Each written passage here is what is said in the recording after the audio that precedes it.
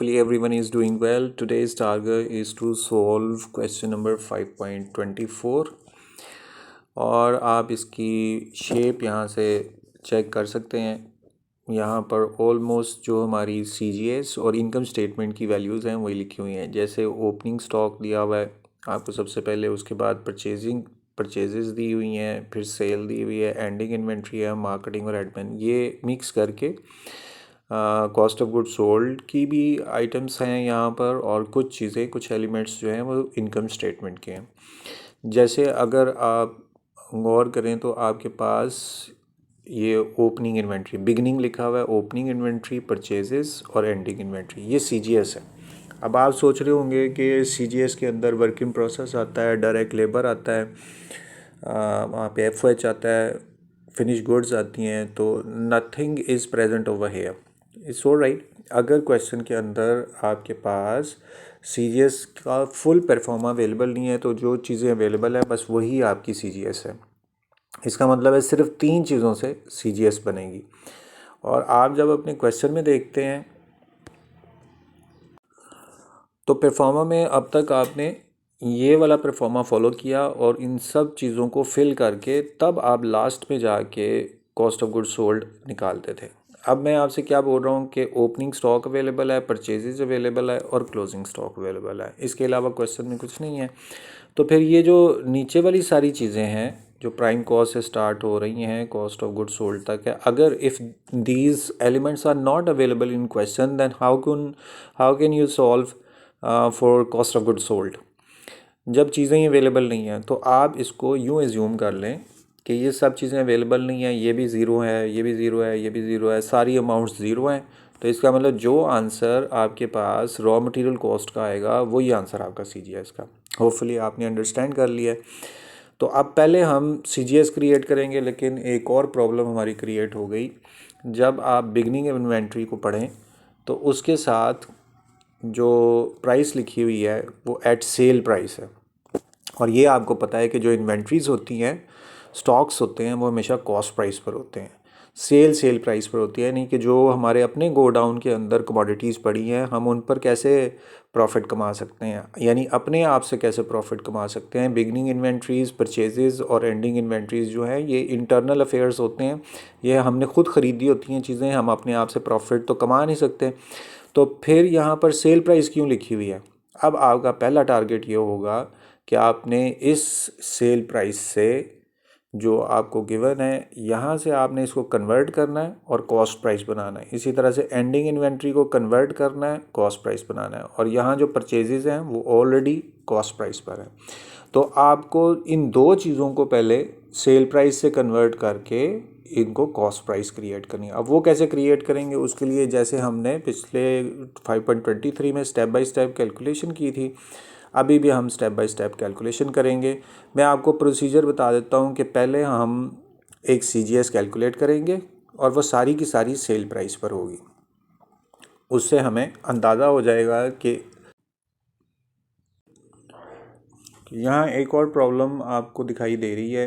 एक जो हमें ओपनिंग इन्वेंट्री दी हुई है और एंडिंग इन्वेंट्री दी हुई है, इस एंडिंग इन्वेंट्री के साथ जो प्राइस लिखी हुई है दैट इज़ सेल प्राइस, और एंडिंग इन्वेंट्री के साथ भी दी हुई है सेल प्राइस। और आपको अच्छी तरह से पता है कि जो इन्वेंट्रीज़ होती हैं और जो परचेजेज होती हैं they are having internal affair, उनको वो एक्सटर्नल नहीं होते, वो इंटरनल है, they are of internal, they are related with internal activities. तो आप अपने आप से कैसे प्रॉफिट कमा सकते हैं, इट्स इम्पॉसिबल। तो ये जो बिगनिंग इन्वेंट्री ये सेल प्राइस के साथ दी हुई है, एंडिंग इन्वेंट्री सेल प्राइस के साथ दी हुई है, तो फर्स्ट टारगेट आपका ये होगा कि पहले इनको आपने कॉस्ट प्राइस से कन्वर्ट करना है।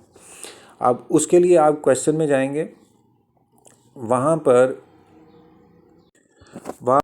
आप क्वेश्चन में CGS को कैलकुलेट करने के लिए अब हम एक स्टेप लेने लगे हैं।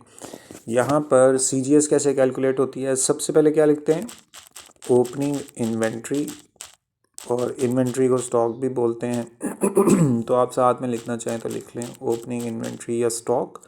इसमें आप ऐड करते हैं परचेजेस को, और चूंकि इस क्वेश्चन के अंदर कुछ भी ऐसा नहीं है जो डायरेक्ट एक्सपेंसेस हों, रिटर्न्स हों, डिस्काउंट्स ऑन परचेज़ हो, तो हम इसको बस परचेजेस लिख देते हैं। उसके बाद आप इसमें से लेस करते हैं क्लोजिंग स्टॉक को,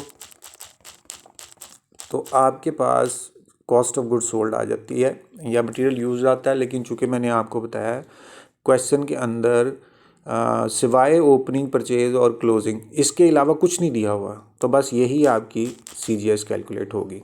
आपने फॉलो कर लिया, ओपनिंग स्टॉक पे ऐड करना है परचेजेस को और लेस करना है क्लोजिंग स्टॉक को, तो CGS आ जाएगी। अगर आप यही बात मैं यहाँ पर लिख दूँ कि CGS कैसे कैलकुलेट होती है, जब आप ओपनिंग स्टॉक में परचेज ऐड करते हैं, ओपनिंग स्टॉक में परचेज ऐड करते हैं और लेस करते हैं क्लोजिंग स्टॉक को, तो आपके पास CGS आ जाती है। यही हमने यहाँ पर लिख दिया।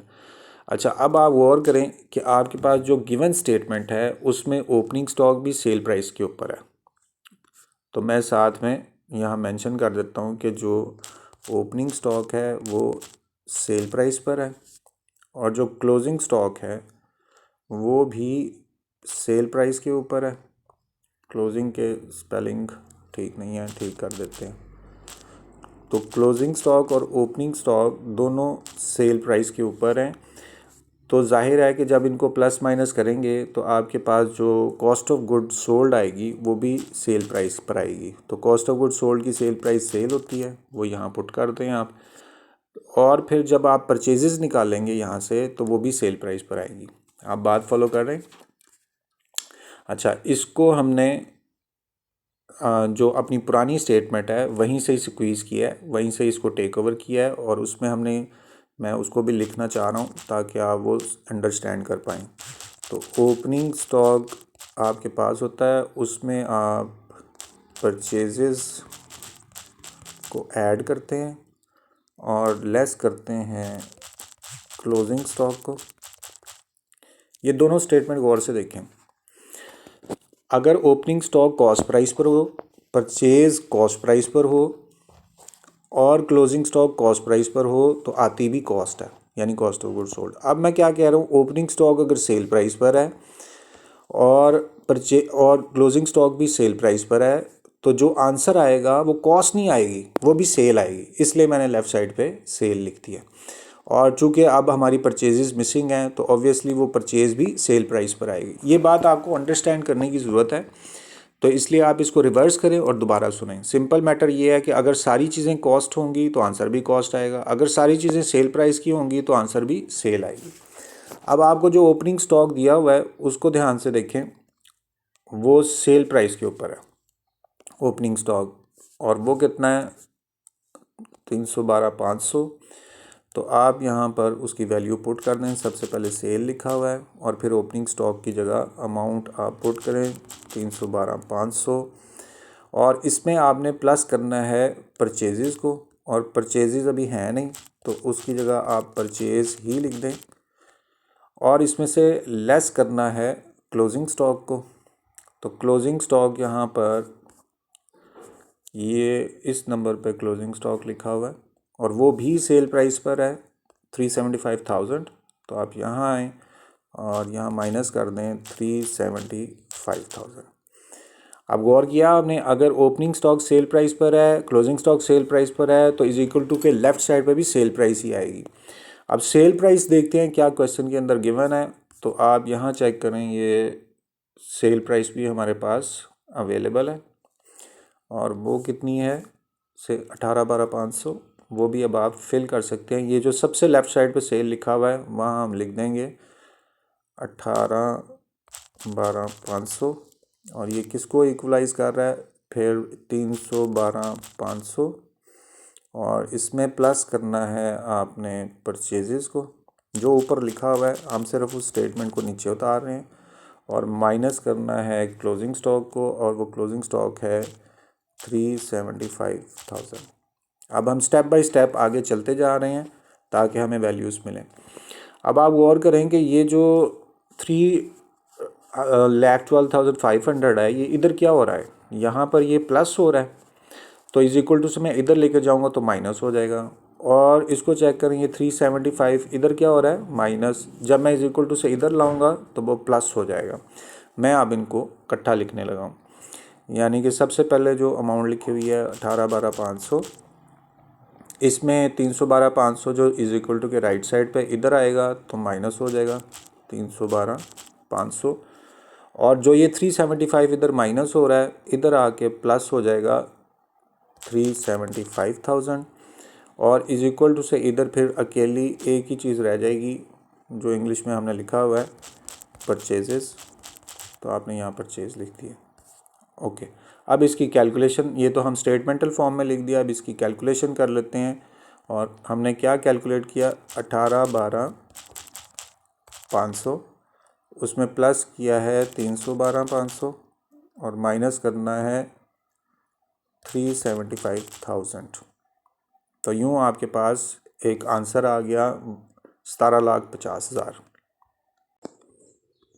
और राइट, आपने क्या किया है, जो इज इक्वल टू के राइट साइड पे माइनस हो रहा है आपने उसको प्लस कर दिया, जो प्लस हो रहा है उसको आपने माइनस कर दिया। तो जो ऊपर स्टेटमेंट लिखी हुई है मैंने वही स्टेटमेंट नीचे लिख दी। 18,12,500 में से 3,12,000 माइनस कर दिया, 375,000 प्लस कर दिया। साइन मैंने इसको एडिट किए हैं ताकि वो जो ऊपर वाली स्टेटमेंट है वही नीचे लिखी जाए, मिस व्यूड ना हो। अब इसका आप आंसर निकाल लें तो आपके पास आंसर आया है 18,75,000। ये आपके पास क्या चीज़ आई है वो भी हाईलाइट कर दी है, परचेजेस हैं। लेकिन ये कौन सी परचेजेस हैं, आप अंडरस्टैंड करें कि अगर ये ओपनिंग स्टॉक यहाँ पे सेल प्राइस पर है, क्लोजिंग स्टॉक भी सेल प्राइस पर है, तो आंसर भी सेल प्राइस का आना था, इसलिए जो ये परचेज़ है ये भी सेल प्राइस के ऊपर है। आप यहाँ इसको मेंशन कर दें कि ये भी सेल प्राइस वाली परचेज़ निकली हुई है। और आपको ये बात पता है कि सेल प्राइस वाली परचेज़ जो है वो होती नहीं है। अभी आपको दो चीज़ें पता चली हैं, एक परचेज़ वो है जो कॉस्ट प्राइस पर है और वो क्वेश्चन में गिवन है, और वो कितनी है क्वेश्चन वाली, यहाँ आप चेक करें, ये परचेजेस सेकंड मार्क में लिखी हुई है और वो हैं 13,12,500। यहाँ पर आप पहले मेंशन कर दें 13,12,500, ये परचेजेस हैं कॉस्ट प्राइस पर। और एक परचेज जो है वो बुक में गिवन है जो हमने कैलकुलेट किया है यहाँ से, ये आपको नज़र आ रहा होगा, ये परचेज़ है, ये सेल प्राइस के ऊपर है। अब इसको यहाँ पहले मेंशन कर दें कि ये जो परचेज़ हमने कैलकुलेट की है ये फेक परचेज़ है, गलत वाली परचेज़ है जो सेल प्राइस पर है, क्योंकि परचेज़ तो होती ही कॉस्ट प्राइस पर है। और वो आपने निकाला 187,000, 18,75,000, 18,75,000 आपने निकाली। अब आपने इन दोनों का आपस का रिलेशन पता करना है, यानी कि कॉस्ट और सेल प्राइस के अंदर क्या फ़र्क है, कितने परसेंट है। उसके लिए आसान तरीका ये है कि आप परचेज़ जो कि कॉस्ट प्राइस पर है, आप इसको डिवाइड कर दें उस परचेज़ पर जो कि सेल प्राइस पर है, और फिर इसको मल्टीप्लाई करें 100 से, तो आपके पास कॉस्ट और सेल प्राइस का रिलेशनशिप निकल आएगा। आप बात फॉलो कर रहे हैं। आपने क्या किया, पहले परचेज़ जो कॉस्ट प्राइस पर थी ये बुक में अवेलेबल है, परचेज़ जो कॉस्ट प्राइस पर है, और परचेज़ जो सेल प्राइस पर है यानी गलत वाली परचेज़ आपने ऊपर से कैलकुलेट कर ली, और फिर आपने जो कॉस्ट प्राइस को परचेज़ सेल प्राइस पर डिवाइड कर दें, मल्टीप्लाई बाय 100 कर दें, तो आपके पास प्रपोर्शन आ जाएगी कि कितने परसेंट है कॉस्ट प्राइस सेल प्राइस की। वही वैल्यूज़ मैं पुट करने लगा हूँ यहाँ पे। 13,12,500 को मैं डिवाइड करूँगा 187,500 पे, और फिर मैं इनको मल्टीप्लाई करूँगा 100 से, तो मेरे पास आंसर आना चाहिए। अब ये वाली वैल्यूज़ मैंने स्टेटमेंटल फॉर्म में लिख दी। अब कैलकुलेटर पे क्या लिखेंगे, 13,12,500 13,12,500 डिवाइडेड बाय 18,75,000 और मल्टीप्लाई बाय 100 करेंगे तो आंसर भी आपके पास साथ में आ गया। और ये आंसर शो कर रहा है उस परसेंटेज को जिसका रिलेशन कॉस्ट प्राइस और सेल प्राइस के साथ है। ये 70% आपके पास आंसर आ गया। ये प्रोपोर्शन आपने कैलकुलेट की। मेरा ख्याल है इसका आंसर भी अवेलेबल है अब आप आंसर चेक करें तो यहाँ पर cost to sell price percentage उसने खुद निकाली हुई है। Percentage of cost to sell price 70% है। अब हमने क्या किया, ये परसेंटेज कैसे निकाली, कॉस्ट यानी परचेज कॉस्ट प्राइस पे divide by purchase sale price, तो ये कॉस्ट टू सेल परसेंटेज 70% हमारे पास आ गई। अब हमने जो ये ऊपर काम किया है यहाँ पर opening inventory add purchases less closing stock, वही काम हमने दोबारा करना है लेकिन कॉस्ट प्राइस के हिसाब से करना है। अब आप जो है आप जो ओपनिंग स्टॉक है पहले आप CGS कैलकुलेट कर लें, यानी यहाँ तक तो हमारी कंप्लीशन हो गई है तो इसको हम पहले ऑफ कर देते हैं। अब आप यहाँ CGS कैलकुलेट करेंगे इनिशियली, और वो कैसे निकलती है, CGS के लिए ओपनिंग स्टॉक में आप जाएंगे, उसमें ऐड करेंगे परचेजेस को और लेस करेंगे क्लोजिंग स्टॉक को। वही जो ऊपर स्टेटमेंट हम लिखते थे वही मैंने स्टेटमेंट यहाँ पर लिखी है। CGS कैलकुलेट करने के लिए ओपनिंग स्टॉक में परचेजेस को आपने ऐड करना है। अब ध्यान ये रखना है कि जो स्टॉक आपको बुक में दिया हुआ है, सबसे ऊपर लिखा हुआ है बिगिनिंग इन्वेंट्री, वो है 312,500। वो opening stock actually sale price के ऊपर है और उसकी वैल्यू क्या है 312,500। आप क्या करेंगे, इस स्टॉक को का सिर्फ 70% आप पिक करेंगे और उसको यूज़ करेंगे। ये 70% क्या है, यानी कि ये जो 70% आपने निकाला उसका मतलब है कि सेल का 70% लें तो कॉस्ट निकलती है। दोबारा सुने, सेल का अगर 70% लें तो कॉस्ट निकलती है। अब ध्यान क्या रखा आपने कि ये जो 312,500 है ये एक्चुअली सेल प्राइस थी, हम उसका 70% ले लेंगे तो कॉस्ट प्राइस आ जाएगी। उसी की वैल्यू आप यहाँ लिख दें और वो आपने क्या लिखना है, 312,500 का 70% का मतलब 70 डिवाइडेड बाय 100 और उसका मतलब 0.7। इस तरह से आपके पास ये ओपनिंग स्टॉक एट कॉस्ट आ गया।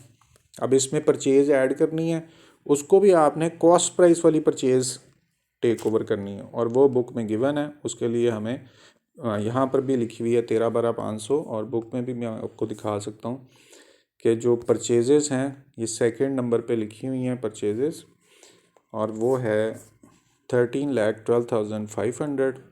वो आप एज इट इज़ लिख दें 13,12,500। तो ओपनिंग स्टॉक में अगर परचेज ऐड करेंगे तो आपके पास आता है मटेरियल अवेलेबल।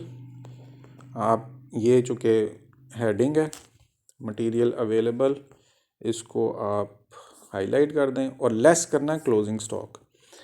पहले आप परचेज में ऐड कर दें ओपनिंग स्टॉक को, यानी ओपनिंग स्टॉक था 218 और इसमें प्लस करें परचेजेस, तो ये आपके पास जो अमाउंट आई ये मटेरियल अवेलेबल है। और आप जैसे CGS के अंदर कर रहे थे सेम उसी तरह से यहाँ CGS के साथ कर रहे हैं। लेस करना है क्लोजिंग स्टॉक, लेकिन कौन सा क्लोजिंग स्टॉक, जो कॉस्ट प्राइस वाला है। जो क्लोजिंग स्टॉक हमें बुक में अवेलेबल है, यानी यहाँ देखें एंडिंग इन्वेंट्री लिखी हुई है, ये क्लोजिंग स्टॉक है 3,75,000 का, ये सेल प्राइस के ऊपर है। तो आपने इसको 375,000 को कन्वर्ट करना है कॉस्ट प्राइस पर। उसके लिए क्या करेंगे, आप मल्टीप्लाई करेंगे किस से, 70% से आप मल्टीप्लाई करेंगे। और ये बात हम पहले डिस्कस कर चुके हैं कि अगर ये जो हमने 70% निकाला है ये क्या है, सेल का 70% लेंगे तो कॉस्ट आ जाएगा। उसका दूसरा मतलब ये बन रहा है, ये जो क्लोजिंग स्टॉक था 3,75,000 ये सेल प्राइस पे था, हम इसका 70% लेंगे तो वो कॉस्ट प्राइस वाला आ जाएगा। इस जगह पर आपने 375,000 और उसका 70% का मतलब 70 डिवाइडेड बाय 100 मतलब 0.7 आप टेक ओवर कर लेंगे। ये क्लोजिंग स्टॉक हो गया और आपको ये पता है कि क्लोजिंग स्टॉक लेस होता है। तो यहाँ आएँ और आप आंसर में से क्लोजिंग स्टॉक लेस कर दें तो आपके पास कॉस्ट ऑफ गुड्स सोल्ड आ गई। अब इस कॉस्ट ऑफ गुड्स सोल्ड को आप यूज़ करके नेक्स्ट स्टेप टेक ओवर कर सकते हैं। ओके, ये आपके पास CGS कैलकुलेट होके आ गई। अब आपने इनकम स्टेटमेंट क्रिएट करनी है, यानी CGS तो हमारी ख़त्म हो गई।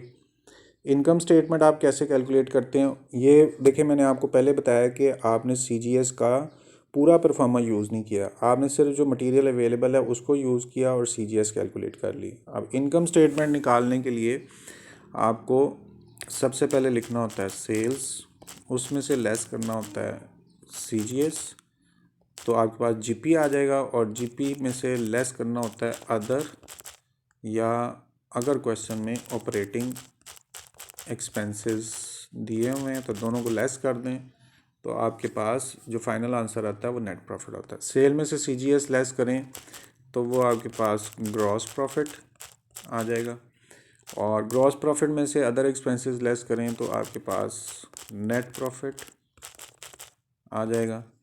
अब आपने सेल्स भी क्वेश्चन के अंदर गिवन है, तो आप इजीली ग्रॉस प्रॉफिट और नेट प्रॉफिट निकाल सकते हैं।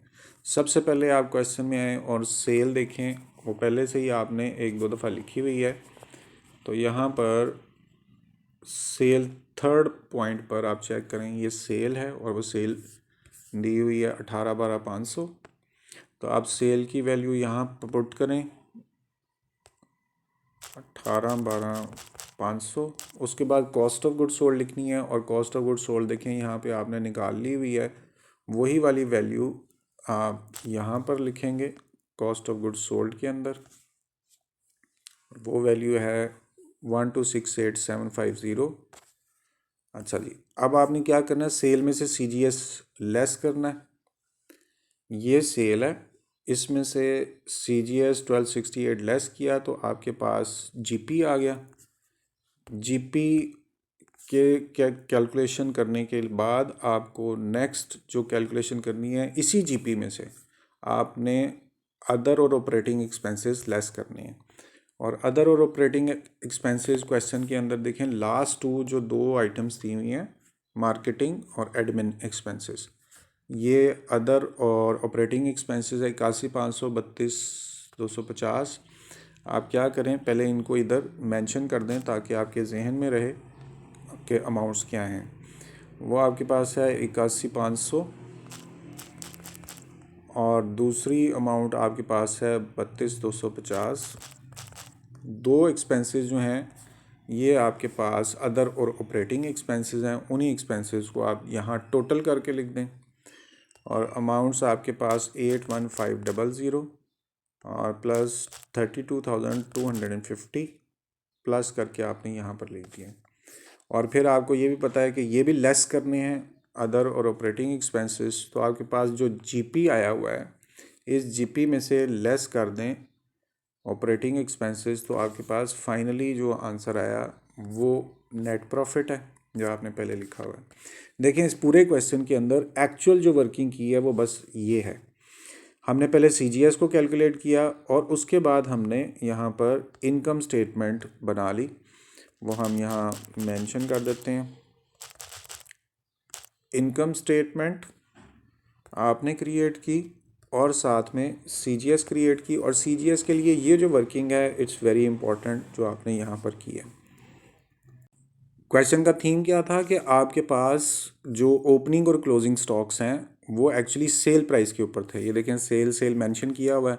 आपने उनका और कॉस्ट का रिलेशनशिप निकालने के लिए पहले एक ऐसी फेक परचेज निकाली जो कि सेल प्राइस पर थी, वो आपने निकाल के यहाँ लिख दिया, और एक परचेज प्राइस थी जो कॉस्ट प्राइस पर थी, आपने उनका रिलेशनशिप पता कर लिया, वो 70% था। फिर आपने जो कॉस्ट ऑफ गुड्स सोल्ड निकाली, एक्चुअल निकालने के लिए जितने भी स्टॉक्स थे उनका सिर्फ 70% लिया क्योंकि रिलेशनशिप 70 था, तो आपके पास एक्चुअल CGS कैलकुलेट होके आ गई। फिर आपने इनकम स्टेटमेंट बनाने के लिए उसी CGS को लेस किया तो GP आया, ऑपरेटिंग लेस किए तो आपके पास नेट प्रॉफिट आ गया। ये फाइनल आपका आंसर है, net profit 43,000। Let's see question में क्या चल रहा है। तो आप यहाँ देखें नेट प्रॉफिट आपके पास गिवन है 44,30,000, वही आपके पास आंसर आया हुआ है, 4,30,000 इधर है। लें जी, इस तरह से ये क्वेश्चन ख़त्म हुआ। क्वेश्चन है इतना सही, लेकिन इंटरेस्टिंग इसलिए था कि इसके अंदर आपकी कैलकुलेशंस जो थी वो ट्रेडिशनल नहीं थी, नॉन ट्रेडिशनल थी, आपको इनडायरेक्ट कैलकुलेशन करनी। अच्छा, अब आपका काम ये है कि यहाँ रुकिए, क्वेश्चन को अच्छी तरह से देखिए, सोल्यूशन को अच्छी तरह से देखिए, कोई प्रॉब्लम हो मेरे साथ भी डिस्कस कर सकते हैं, और आप मुझे कमेंट या मैसेज भी कर सकते हैं। जब तक हम अगले क्वेश्चन में दोबारा वापस आएँ, तब तक अपना ख्याल रखिएगा। Thank you very much. Allah हाफिज़।